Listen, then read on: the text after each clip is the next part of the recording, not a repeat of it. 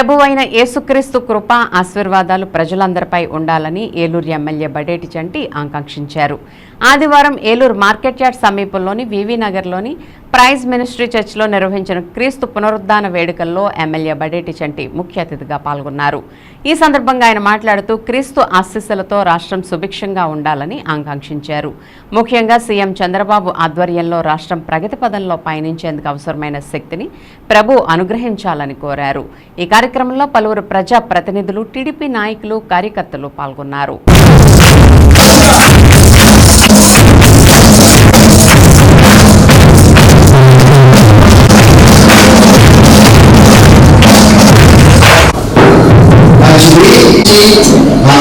వచ్చినటువంటి మన ప్రియతమ నాయకులు, అభిమానించి ప్రేమించేటువంటి మన నాయకులు సంతోషం.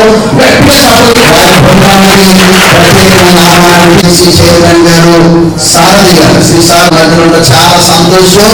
మరి పండుగ మన మధ్యలో వచ్చేసినాను.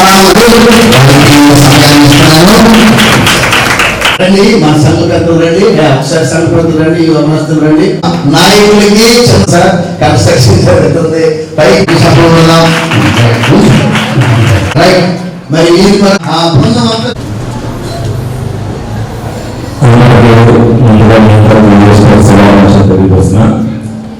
మీ మధ్యలో ఈ రోజు నేను ఈ విధంగా గడపడానికి కారణం కూడా మీ అందరి సహకారమే.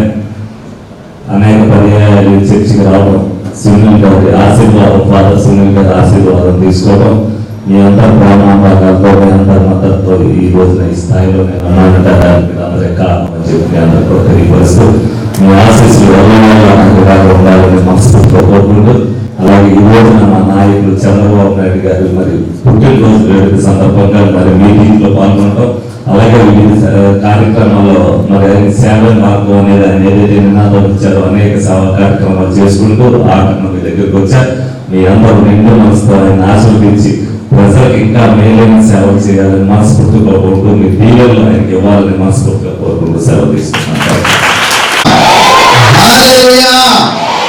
మరి నమ్మండి, నమ్మకపోండి, హృదయపూర్వకంగా మీరంటే మాకు బాగా ఇష్టం అండి.